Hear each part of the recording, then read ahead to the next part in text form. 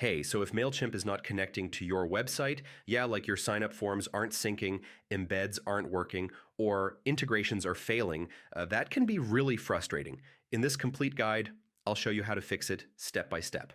First, make sure your Mailchimp embed code is properly added to your website.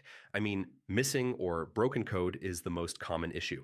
Next, yeah, check if your domain is correctly connected.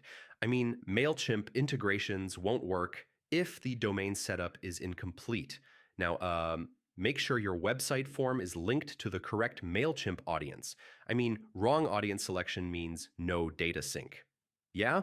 Cached files can block updates between Mailchimp and your site.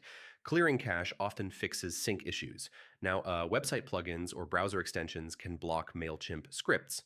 Try disabling them temporarily. Yeah, if you're using API integration, make sure your API key is correct. I mean, invalid keys will break the connection. Now, open your website in incognito mode. I mean, this helps rule out cache and extension problems. Yeah, sometimes the issue is on Mailchimp's side. I mean, server downtime can break integrations temporarily. If nothing works, disconnect and reconnect Mailchimp from your website. I mean, this resets the integration completely.